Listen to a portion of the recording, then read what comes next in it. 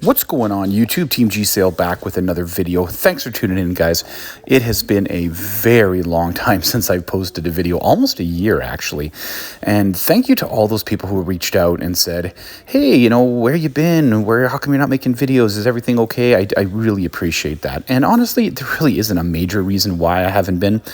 Part of it's just life. I'm busy.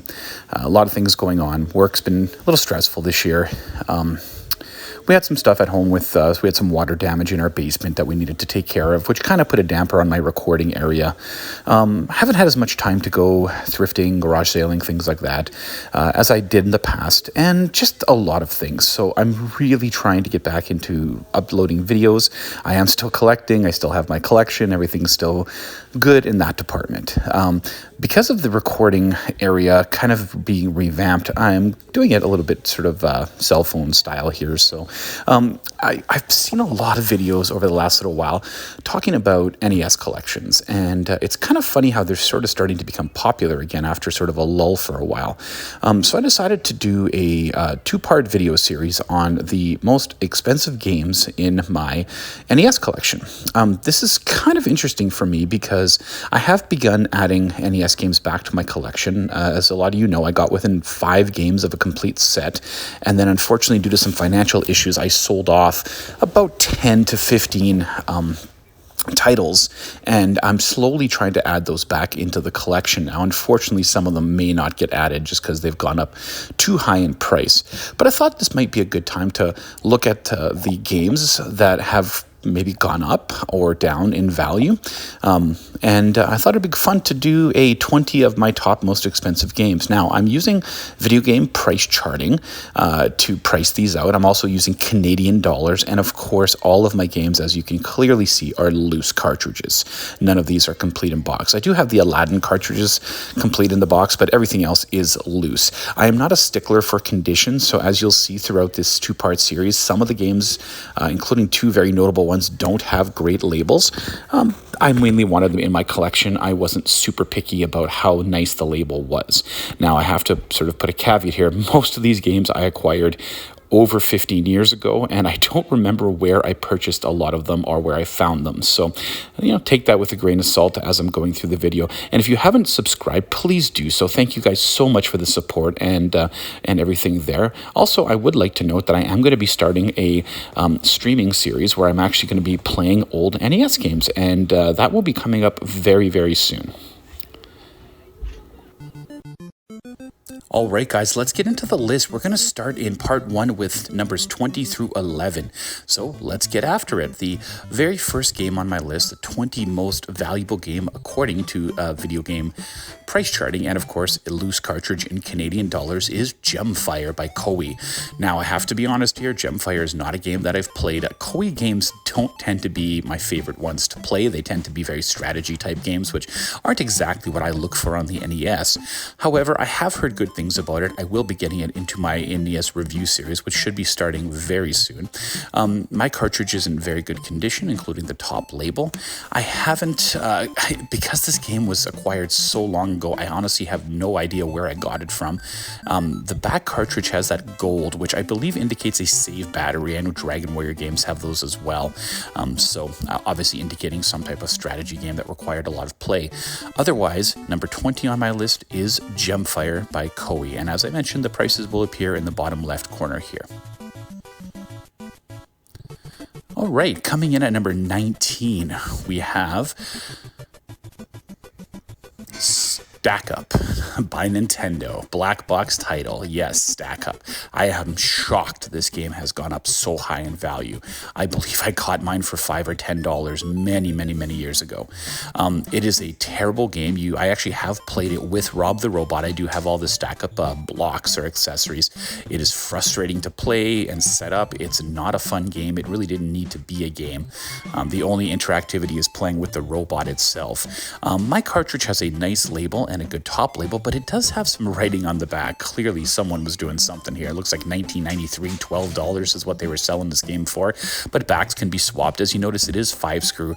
I believe all of the Stackups were 5-screw, indicating there's a Famicom adapter inside, but and the game is a little heavier as well, you'll notice when you pick it up. But otherwise, number 19 on my list, Stackup. Coming in now at number 18 on my list, Bomberman 2. Now, Bomberman 2 is very similar to Bomberman 1. It's a fantastic game, Hudson Soft game, by the way. If you liked Bomberman, Bomberman 2 is more of the same and very fun to play. Definitely one I would highly recommend. Again, I had got mine a long time ago. I don't remember where I got it from or how I got it or got it into my collection. Unlike Bomberman 1, this one is very expensive and quite hard to find. The prices will appear in the bottom. My cartridge has a very, very nice label, including a nice top label as well. I'm not really picky with labels, but the back is clean and nice condition as well. And as I mentioned before, coming in at number 17, Bomberman.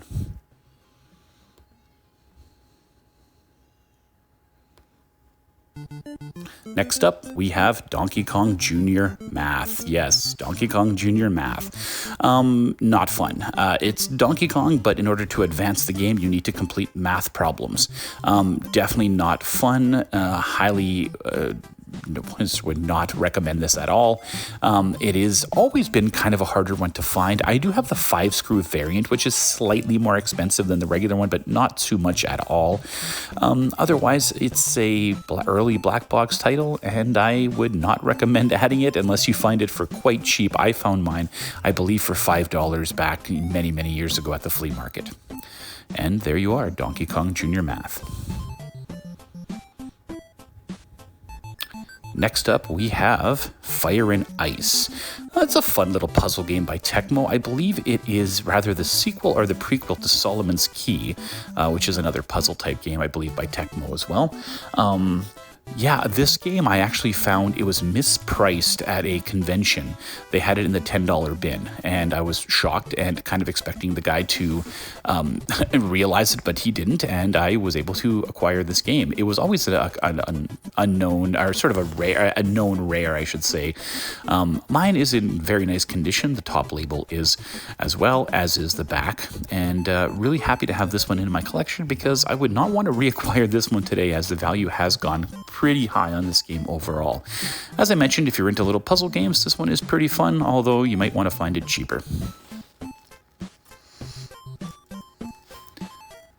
Coming up next, we have Teenage Mutant Ninja Turtles Tournament Fighters. Yes, there were a number of Turtles games on the NES, including Turtles, Turtles 2, the arcade game, and Turtles 3, the Manhattan Project. This game was also on the Super Nintendo, and I would get it there if you really want to play it. It is a fighting game, and the NES was not known for its fighting games. The mechanics just weren't very good. It, in my opinion, wasn't a very great fighting game. Again, the Super Nintendo port would have been much better. Not one that I would highly recommend. And also at the price, good luck finding it for cheap. I found this one at my local flea market. They had it at $50 at the time, and I traded for it. My copy is very clean overall, including the top label and the back. But this is the considered a valuable title. So there's Turtles Tournament Fighters.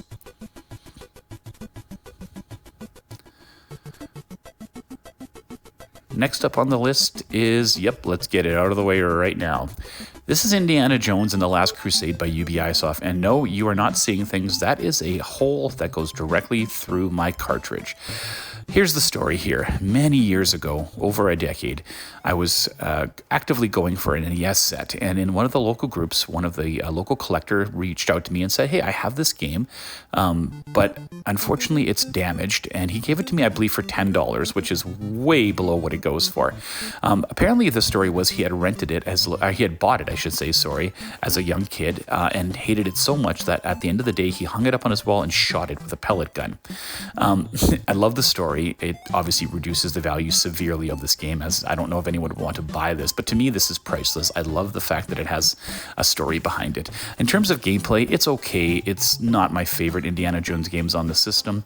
As you can tell, my cartridge is quite damaged, and although the top label is nice on it, funny enough, but there you go, Indiana Jones by Ubisoft. Not to be confused with the Title one, which is much cheaper. Next up, we have Jetsons the Cogswell Caper by Taito, and this is a late release NES game, which the late release ones were always a little more uncommon and a little more expensive.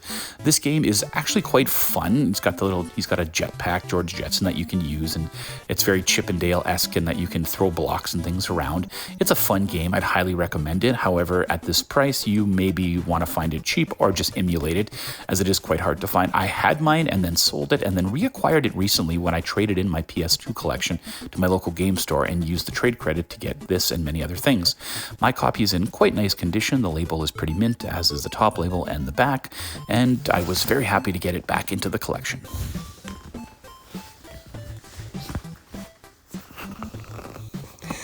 Okay, we have DuckTales II by Capcom, one of the many Disney games that Capcom released. And this one is very fun. Is it as fun as the original DuckTales? Probably not, but it's still pretty fun. Unfortunately, it's expensive, just like its counterpart Chip and Dale Rescue Rangers 2. And unless you're going to find it cheap, it's going to be probably hard to find.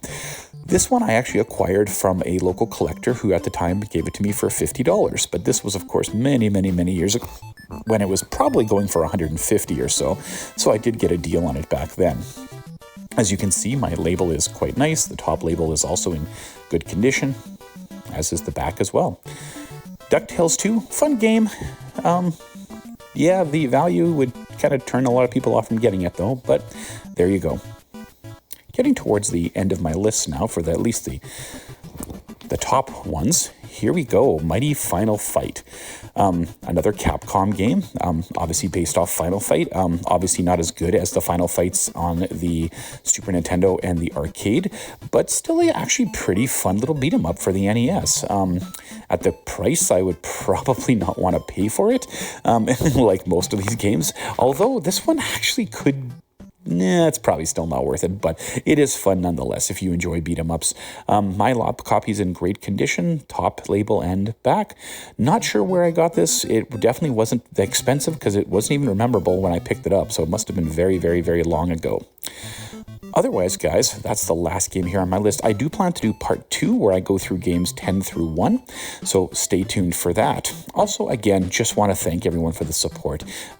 As I mentioned, I will be starting an NES review series with my teenage son, who is going to sort of offer the opinion of the new generation while I'll offer the opinion of the old generation, and we're going to go through as many NES games as we can, and we're going to do quick little 10-minute playthroughs, which I'll be dropping these videos starting soon. I got the streaming and everything set up and ready to go, so stay tuned. If you haven't subscribed, please do so. Hit that like button, and thanks for all your support, guys.